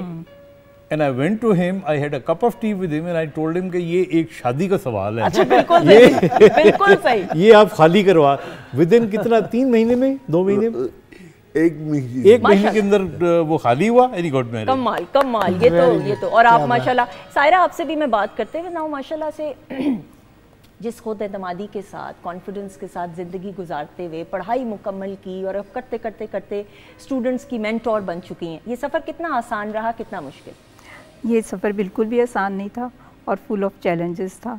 आपको पता है कि डिसेबिलिटी के साथ हमें जो जिस निगाह से देखा जाता है वो एक बेचारी वाली जो क्या है वो निगाह होती है, और उस निगाह से बचने के लिए, उस चीज़ से निकलने के लिए मुझे था कि मैं अपने मुझे जो अल्लाह ताला ने एबिलिटीज़ दी हुई हैं मैं उन पर जो कि है फोकस करूं। और अल्लाह ताला का लाख लाख शुक्र कि मेरे पेरेंट्स का इसमें माशाल्लाह बहुत कंट्रीब्यूशन और उनकी बहुत स्ट्रगल मेरे साथ रही। और पब्लिक सेक्टर के ही जितने इंस्टीट्यूशंस हैं, स्कूल, कॉलेजेस, यूनिवर्सिटीज़, जो मेन स्ट्रीम इंस्टीट्यूशन है, मैंने वहीं पे ही तालीम हासिल की। मैं डॉक्टर साहब को जो है, आपको पता है 25 और 30 इयर्स बिफोर किसी किस्म की भी हमारी डिसेबिलिटी की अवेयरनेस जो कि वो नहीं थी। और मैं डॉक्टर साहब का एक प्रोग्राम देखा करती थी मॉर्निंग ट्रांसमिशन में, दस्तक नहीं, मेरा ख्याल रोशनी के नाम से, रोशनी और दस्तक के नाम से। और इसमें डॉक्टर साहब ने जो कि फ़र्स्ट टाइम एक फ़िज़िकल रिहैबिलिटेशन के साथ एक सोशल रिहैबिलिटेशन और इकोनॉमिकली रिहैबिलिटेशन का जो कि है ना वो कॉन्सेप्ट दिया कि डिसेबल पर्सन को सिर्फ ये नहीं कि उनको डिसेबल बना के हम घरों के अंदर कैद रखें, बल्कि उनको इकोनॉमिकली जो कि है एम्पावर्ड करें। तो ज़ाहिर है मेरे पेरेंट्स भी सब देखते थे ये, तो उन्होंने हमारी एजुकेशन पे जो कि है बहुत फोकस किया। फिर डॉक्टर साहब से फिर मेरी मुलाकात भी गाहे बगाहे जो कि है वो होती रही थी। और देखा जाए तो ये एक पूरी डिसेबिलिटी मूवमेंट जो कि है जो अब चल रही है, इसको स्टार्ट जो कि है वो डॉक्टर साहब ने ही स्टार्ट किया था। बिल्कुल। तो ये मेरी एजुकेशन फुल ऑफ चैलेंजेस थी। इसकी रीज़न क्या है कि आपको पता है कि पाकिस्तान में हमारे यहाँ अभी भी यही हाल है कि पब्लिक सेक्टर में जो कि है इंफ्रास्ट्रक्चर वो डिसेबल फ्रेंडली नहीं बिल्कुल होता। मैं बल्कि इस तरफ आना भी डॉक्टर साहब मैं ये देखती हूँ वक्त के साथ साथ, मैं पहले थोड़ा सा ज़रा जो अचीवमेंट्स रही हैं उस पर बात करके फिर हम चैलेंजेस की तरफ भी आएंगे। ऑब्वियसली हम देखते हैं कि आपने 14 अगस्त की नशरियात में नशिस्त में PTV पे ये बताया था, हमें मुझे याद है कि CSS में भी जो खुसूसी अफराद हैं उनके लिए आपने आवाज़ बुलंद की। फिर स्पोर्ट्स में भी हम देखते हैं कि टाइम सर थोड़ा सा इस अचीवमेंट्स के बारे में भी बात करते हैं। देखिए, मैं ये समझता हूँ कि जब तक आपके रोल मॉडल्स नहीं आएंगे लोग आपकी इज्जत नहीं करेंगे। अब 3-4 ज़िंदगी के ऐसे एस्पेक्ट्स होते हैं जिनके अंदर इनको आना चाहिए। पहली चीज़ होती है एजुकेशन। अभी ये बेटी है हमारी, अब आप सोचें कि अगर मुझसे कोई पूछे ना सबसे बड़ी डिसेबिलिटी कौन सी है तो मस्कुलर डिसेबिलिटी है। ओके। और with this becoming an associate professor, I think इससे बड़ी क्या अचीवमेंट हो सकती है? नहीं। और मैंने फिर ये सोचा, अभी आज जो स्पेशल एजुकेशन का डिपार्टमेंट है इसकी अगर तारीख में आप चले जाएं तो इनको शुरू करवाने वाले, हालांकि मैं डॉक्टर था लेकिन इनकी जो शुरू की क्लासेस हैं वो मैंने स्टार्ट करवाई। बिल्कुल ऐसा ही है। फिर उसके बाद मैंने नोट किया कि लोगों की सोशल एक्सेप्टेंस करने के लिए I should bring them forward on TV and seminars. तो वो प्रोग्राम जो मैं 3 महीने के लिए शुरू किया था वो 4-4.5 साल तक चलता रहा। फिर मैंने कहा कि स्पोर्ट्स और रिहेबिलिटेशन का बड़ा ताल्लुक है, क्योंकि स्पोर्ट्स से ये बच्चे फिजिकली फिट होंगे और mentally they will feel very happy. तो पैरा ओलंपिक हमने शुरू किया पहली दफ़ा पाकिस्तान की तारीख में 1988 में।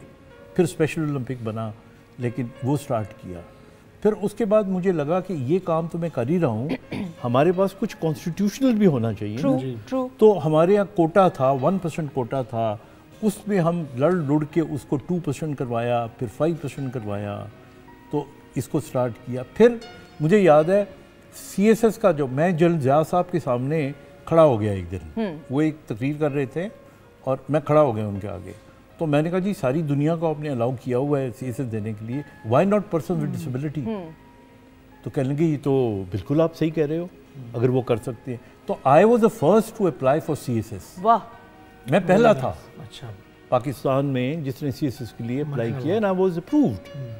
और लेकिन जाहिर है कि मुझे डॉक्टर बनना था और मेरा उस तरफ ट्रेंड था। उसके बाद फिर कुछ सालों के बाद ये ट्रेंड शुरू हो गया। और आई नो कि डॉक्टर साइमा माशाल्लाह उसने टॉप किया था, शी इज़ विजुअली हैंडिकैप्ड, उसके भाई and then there so many people. बिल्कुल सही, बिल्कुल तो सही, ये सारी एक मूवमेंट थी बिल्कुल सही। और इसमें आपको बहुत बड़े बड़े नाम मिलेंगे, you know, they have done it. बिल्कुल सही। सर, इस सफ़र में कितनी इंस्पिरेशनल ऐसी स्टोरीज होंगी, आपकी खुद की आंखें नम हो गई होंगी, लोगों के हालात ऐसे होते हैं, रिसोर्सेज भी नहीं होते, बहुत कुछ करना चाह रहे होते हैं अपने लिए, अपने बच्चों के लिए, जो इन चैलेंजेस का शिकार होते हैं। तो सर कोई कुछ इंस्पिरेशनल स्टोरीज शेयर? इसमें बहुत सारी हैं। देखिए, मुझे याद है एक दफ़ा एक आदमी आया मेरे पास, उसके 5 बच्चे थे। तो पहला बच्चा उसका डिसेबल्ड हुआ स्पेशल जी, तो उसने कहा कोई बात नहीं है, वी हैव अनदर चाइल्ड, उसको भी डिसेबिलिटी हो गई। फिर उनका चलो अल्लाह का शुक्र है, तीसरी कोशिश करते करते 5 बच्चे उनके डिसेबल्ड थे, 5 के 5 पाँचों के 5। और उस शख्स को 5 बच्चों को लेके म्यो हॉस्पिटल में मेरे पास आ गया और उसने कहा डॉक्टर साहब मैंने नहीं पता, ये हूँ अल्लाह पालेगा तो तुसी ख्याल रखना है, तो मैं जा रहा मैं खुदकुशी कर लाँगा। और वो एक्चुअली उनको छोड़ के चला गया। तो हम लोग सारे परेशान। तो मैंने फिर अपना, मेरा एक पियोन था, अल्लाह जन नसीब करे, नूर, बिल्कुल नूर, बिल्कुल। तो मैंने उसे भगाया, उसको पकड़ के लाए। फिर हम उस वक्त के देन चीफ मिनिस्टर से मिले और शहबाज शरीफ साहब, बिल्कुल सही, उनको मिले, उनको ये बात बताई एंड देन उन्होंने उनको एक घर अलॉट किया उनकी। तो मेरा कहने का मतलब है कि यहाँ तक लोग चले जाते। मैंने अपनी आँखों से और अपने कानों से, आप यकीन करें अल्लाह की कसम, एक माँ को अपने पास आते हुए देखा। हर 15-20 दिनों के बाद उसके बच्चे को मस्कुलर डिस्ट्रोफी थी, यू नो, बिल्कुल सही। और वो इस हद तक वीक हो गया था कि उसको सुबह बेड से कुर्सी पे कोई बिठा नहीं सकता था, और कुर्सी पे बैठ गया तो कोई लिटा नहीं सकता, तो सारा दिन बैठा रहता था। तो वो ना धीमे अल्फाज में आया करती थी और पूछा करती थी, वो कहना ये चाहती थी कि ये मरेगा कब, अपने बेटे, क्योंकि वो बहुत बड़ी अजियत थी उसके लिए। वो अकेली थी, उसका कोई, और वो कर्ब देखा नहीं औलाद का भी जा रहा। तो वो ये कहा करती। तो मेरा कहने का मतलब है कि आप, लेकिन मैं साथ साथ एक और भी आपको बात बताऊँ, अल्लाह ताला ने जब खुशियाँ दी हैं तो दुखों और दर्दों में भी एक सुरूर है। दर्द जो है ना, तकलीफ़, ये क्रिएटिविटी का नाम है, ये मोटिवेशन का नाम है। दुनिया में जितने भी बड़े बड़े काम हुए हैं ना, ये दर्द से शुरू हुए, तकलीफ़ों से शुरू हुए। तकलीफ़ें हुई हैं, हेलन केलर को तकलीफ़ हुई थी तो आज ब्रेल आई है ना। बिल्कुल। तो मेरा कहने का मतलब है कि ये सारी चीज़ों के पीछे तकलीफ़ें होती हैं। सिर्फ ये होता है कि आप तकलीफ़ को नेगेटिवली लेते हो या पॉजिटिव। मैं आज अगर आपके सामने बैठा हूँ, मैं बड़ा, मैं ये लफ्ज़ नहीं इस्तेमाल करना चाह रहा, मेरे में बड़ी एरोगेंस हुआ करती थी। मैं I was the head boy, I was the winner of sword of honour, मुझे अपनी टांगों पे बड़ा नाज हुआ करता था। बल्कि मुझे कभी कभी लगता था कि शायद अल्लाह ताला ने मुझे इस तकब्बुर की सज़ा दी हो। लेकिन मुझे अगर ये तकलीफ़ ना होती तो मैं क्यों रिहैब करता। बिल्कुल सही। तो अल्लाह का, बाद में, शुरू में मैं कहा करता था कि अल्लाह मियाँ, मैं तो अभी लड़का सा था तो मेरे साथ इतना बड़ा हादसा हो गया कि तो मैंने क्या किया था। अब इतने अरसे के बाद मैं कहता हूँ अल्लाह मियाँ, you chose me, I am the luckiest person कि तूने मुझे तकलीफ दी। अल्लाह के फैसले जो हैं बेशक वो ही बेहतर जानता है। बिल्कुल। अगर आप इस तकलीफ से ना गुजरते तो आज ये लोग किस तरह से, इनको कौन पहचानता, इन मकामात पे कैसे आते हैं, इनको शायद वो रास्ता ना मिलता। क्योंकि यहाँ पे बहुत सारी दुनिया चीखो पुकार करती है। वो एक अब्बास ताबिश का संदेश एक शेर था कि दुहाई देता रहे जो दुहाई देता है। वाह। दुहाई देता रहे जो दुहाई देता है।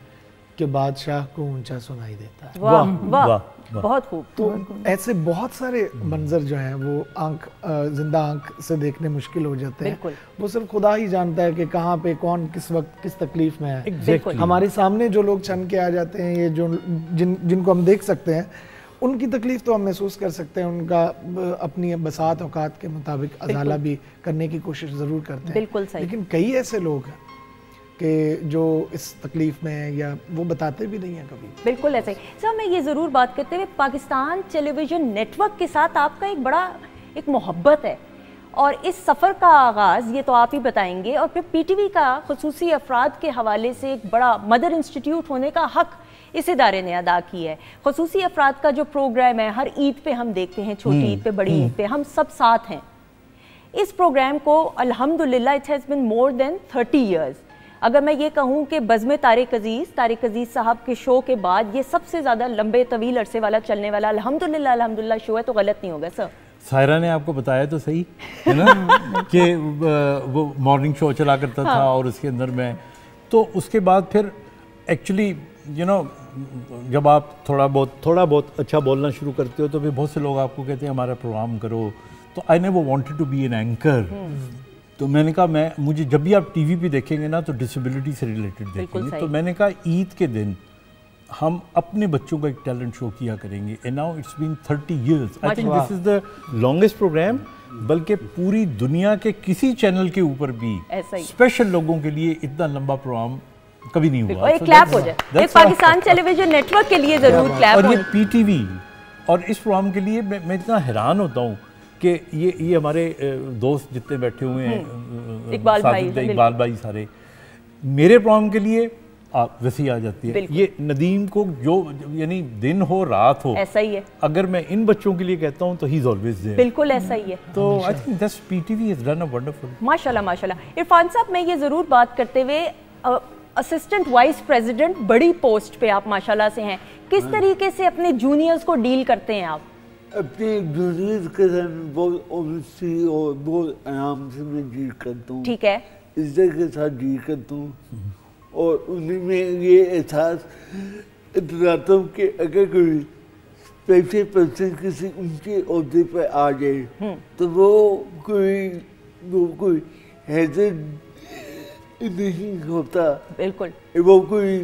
वो तकलीफ का बाइस नहीं होता। बिल्कुल। बल्कि वो औरों को अकोमोडेट करते, क्योंकि मैं अगर तो फिर मुझे इसका मतलब है कि काफ़ी लोगों ने अकोमोडेट किया है, तो मैं बिल्कुल इधर तक आया हूँ। तो मैं इसलिए मेरी हर मुमकिन यही कोशिश होती है कि मैं accommodate. Very nice, very nice, बिल्कुल सही। डॉक्टर साहब आपकी ऑटोबायोग्राफी आप बीती, सर जो पढ़ता है वो किताब, वो आपका फ़ैन तो होता ही है, वो किसी और तरीके से आपके साथ एक मोहब्बत और एक रिस्पेक्ट और अकीदत का एक रिश्ता कुछ और सा बन जाता है।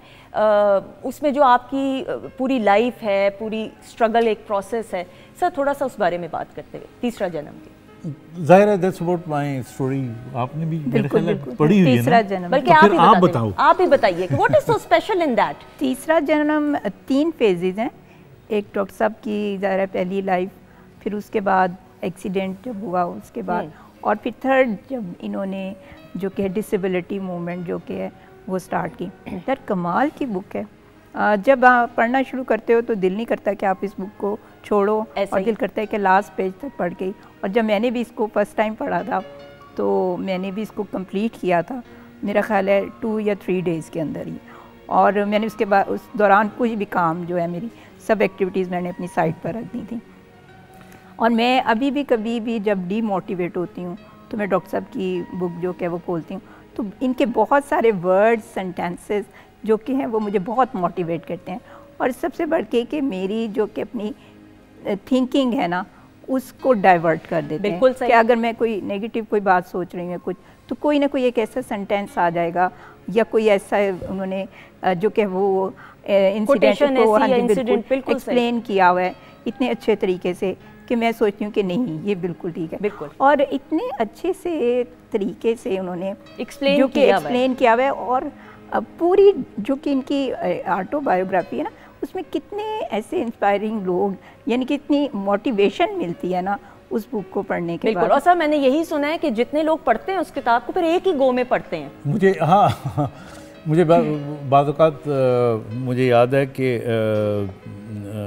बहुत से शामी साहब जी, मुजीबुर रहमान शामी साहब ने उनको जब मैंने दी तो मुझे फ़ोन किया उन्होंने, वो कहने लगे यार तुमने इतवार को दी थी तो आज देख लो मंडे है, मैं ख़त्म कर चुका हूँ इसको।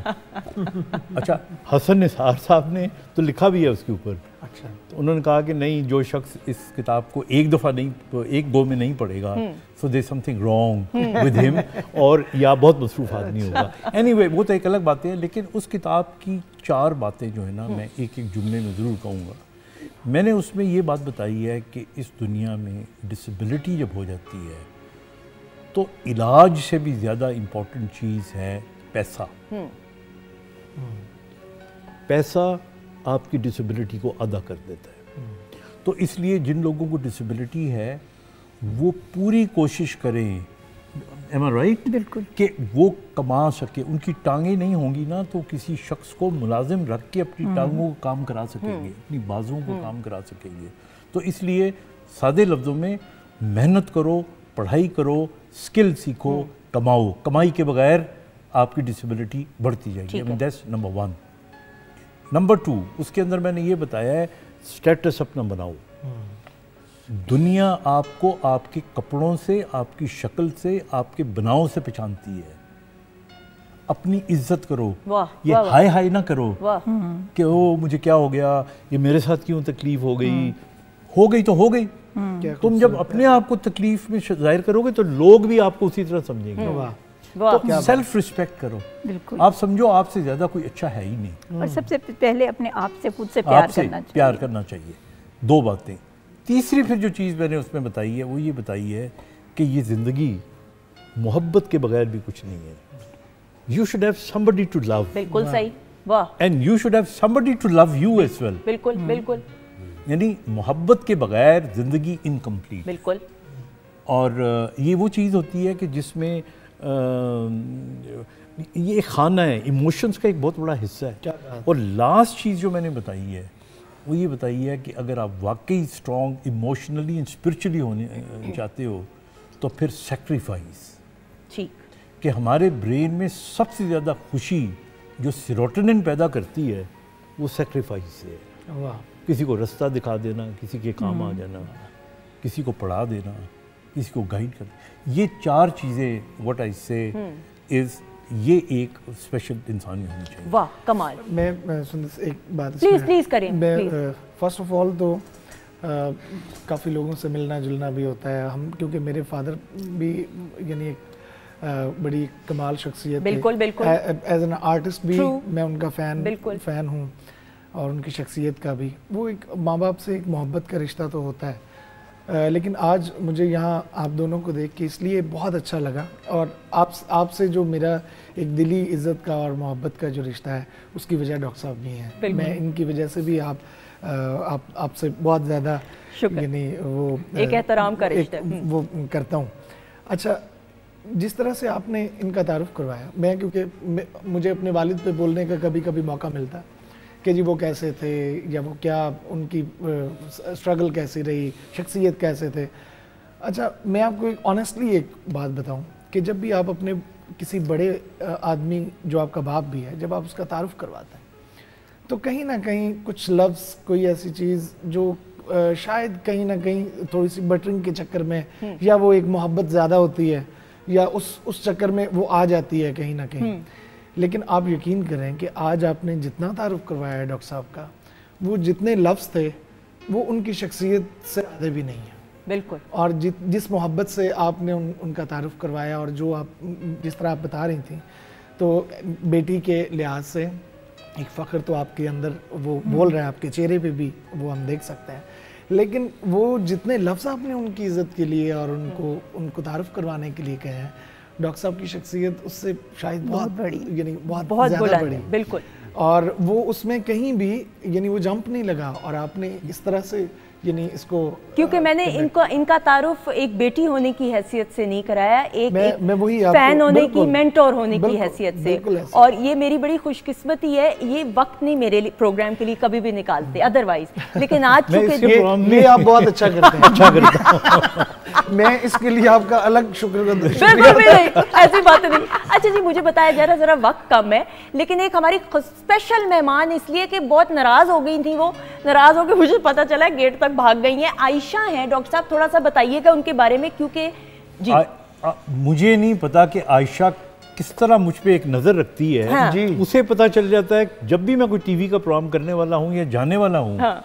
तो उसकी अम्मी का फ़ोन आ जाता है, आयशा कह रही है कि कोई प्रोग्राम का चक्कर चल रहा है। अच्छा। हाँ, तो वो चूंकि खुद डाउन सिंड्रोम है, इनकी रूहानियत बहुत स्ट्रांग होती है, डाउन सिंड्रोम के पेशेंट, तो मुझसे पहले पहुंच जाती है। बिल्कुल सही। आज भी अभी मुझे रास्ते में नजर आई है कि बैठी हुई, बिल्कुल ऐसा तो ही मैं है। करीब गया तो मुझे देख के यूं मुंह फेर लिया।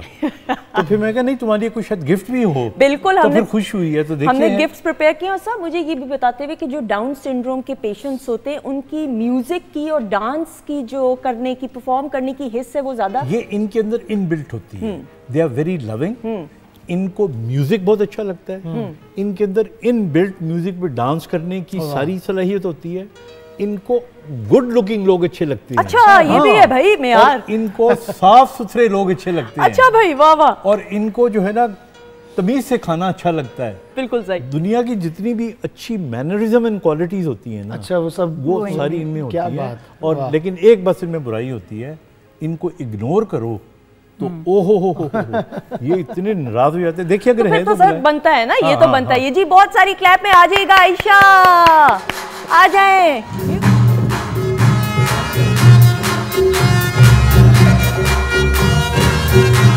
हर तो हमें आई होती है, इसको पता नहीं कैसे पता चलता है। ओए होए होए ये कमाल झपटा जो मेरी कुर्सी पे मारा है। हाँ, मुझे लग रहा है आपको यू शुड बी मुझे केयरफुल होना पड़ेगा। अच्छा जी, क्लैप तो आयशा के लिए पहले करें। और नाराज हुई नहीं है, ये मूड इनका अच्छा। आयशा क्या हुआ है? माइक कौन है जी? आयशा क्या हुआ है आपको? क्या हुआ है? चाय बनानी है? क्या हुआ, नाराज है? डॉक्टर साहब आप ही बनाए। आयशा इधर देखो। हाँ आयशा गिफ्ट लेना है? अच्छा मैं आपको बता, बात सुनो एक मिनट, गिफ्ट नहीं लेना? चाय भी मिल जाएगी। अच्छा ये मैं आपके लिए बनाऊंगी। अच्छा इधर आओ, इधर आओ ना। और बात सुनो, गिफ्ट लेना है या पैसे? मेरे पास ये देखो पैसे हैं यहाँ पे। मेरे पास आपके लिए गिफ्ट भी है और मेरे पास आपके लिए ईदी भी है। ईदी इसलिए क्योंकि ख़वातीन हज़रात पीटीवी के जो ईद के शोज होते हैं उनमें आयशा आती है, ईदी मिलती है। अच्छा आयशा नाराज ना हो, फिर गाना भी सुनाएंगे ना, इतने प्यारे देखें भाई आए हुए आपके, आपको सुनाएंगे। गिफ्ट लो, इधर आ जाओ, इधर आ जाए। चले आए डॉक्टर साहब, क्लैप करें भाई आयशा के लिए, सारे करें, खबरदार। ये मेरी बहुत प्यारी बेटी है। मेरा बेटा आप इधर बैठो, चलिए आ जाओ। अच्छा जी आ जाओ। अब आयशा अब आप मुझे जल्दी से ये बताइएगा कि ईदी ले लें फिर हम गाना। हाँ क्या चाय पीनी है? और गिफ्ट दे। गिफ्ट भी ना भाई। हाँ। ये गिफ्ट भी गिफ्ट है। मिल रहा है गिफ्ट। अच्छा है? अच्छा है ये अच्छा, ये सारी चीज अच्छा, ये पकड़ ले, ये गिफ्ट है। वाह अच्छा। और नहीं वो भी देते हैं। और ये पैसे ये नहीं लेने? अच्छा चाय भी ले जाओ। चाय ये पड़ी है चाय, ये चाय ले ले। चाय अच्छा भाई। अच्छा ये ग्रीन टी थी तो अच्छा पैसे तो नहीं ना चाहिए, मैं रख लूं? तालियां हो जाए जी। आ जाइएगा मेरा बेटा, इतनी प्यारी है। आ जाए मेरा बेटा, इधर आए, आ जाए। हाय हाय हाय, ये मैं इनकी बड़ी बहन हूँ, ये नाराज भी हो सकती। अच्छा इधर इधर आओ। अच्छा इधर आए, बिस्मिल्लाह, इधर आए। अब आए इधर। ख़वातीन हज़रात, ये वो नन्हा फरिश्ता है जो अल्लाह ताला के बहुत ख़ास और बहुत दिल के करीब है, और इनके साथ मोहब्बत और प्यार से रहना और इनको इज्जत और एहतराम। प्लीज़ पियो पानी भी। बिल्कुल सही। एक क्लैप हो जाए आयशा के लिए जी। ख़वातीन हज़रात, अच्छा जी, आयशा का थोड़ा सा मूड, डॉक्टर साहब ऑब्वियसली मूड को भी मैनेज करना होता है। हाँ, आई थिंक जाते हुए कुछ बेहतर हो गई थी। हाँ, थोड़ा मारा भी था मुझे हाथ पे, मारा भी था, लेकिन ये प्यार, ये अपनायत है और ये हंसते मुस्कुराते हुए चेहरे, अल्लाह ताला का ख़ास करम इन ख़ास लोगों पे। डॉक्टर साहब, कोई पैगाम देना चाहेंगे before we wind up? I think बहुत सी बातें कर ली, बस मैं एक चीज़ ये बताना चाहूँगा कि डिसेबिलिटी बॉडी में, बाजुओं टांगों में नहीं होती, डिसेबिलिटी ब्रेन में होती है, दिमाग में होती है। और ज़रूरी नहीं कि बहुत सारे लोग जो बिल्कुल ठीक लग रहे हों उनके अंदर कोई डिसेबिलिटी ना, सोच की डिसेबिलिटी होती है। आप अपने आप को अच्छा समझें, आप अच्छे बन जाएंगे। एंड अगर कोई डिसेबिलिटी आती है तो माइंड को स्ट्रॉन्ग करें। If your mind is strong, everything happens. Allah ताला बड़ा बेनियाज़। बिल्कुल sir, thank you so much. Ma'am, thank you so much, बहुत शुक्रिया। जीती रहें, खुश रहें, अल्लाह ताला आपको बहुत खुशियाँ, कामयाबियाँ, तरक्की दे। आमीन सुमा आमीन। ये प्रोग्राम आपका है, जब दिल करे। You have an open invitation. Irfan साहब, sir thank you so much, आपका बहुत बहुत शुक्रिया। इसी तरह हंसते मुस्कुराते रहें और हम आपके ऑफिस में भी चक्कर लगाएंगे इंशाल्लाह। Thank you so much. Anam, आपका बहुत बहुत शुक्रिया। ख़वातीन हज़रात, नदीम अब्बास का भी शुक्रिया अदा करते हुए और आपका बहुत बहुत शुक्रिया। ख़वातीन हज़रात, अल्लाह ताला की दी गई नेमतों का, रहमतों का, बरकतों का उठते बैठते हर लम्हा हर घड़ी शुक्र अदा करें, क्योंकि मेरे रब को शुक्रगुजारी पसंद है। अपना बहुत सारा ख्याल रखिएगा। हमारी तरफ से खुदाफिज। लेकिन जाने से पहले एक फरमाइश है, आपने नदीम को कहा था, जो मुझे कहा, बिस्मिल्लाह करा। हाँ जी, बिल्कुल। ऑल टाइम फेवरेट, बहुत सारे। डॉक्टर साहब, आपका भी फेवरेट? yes, sure, बहुत सारी sure. क्लैप में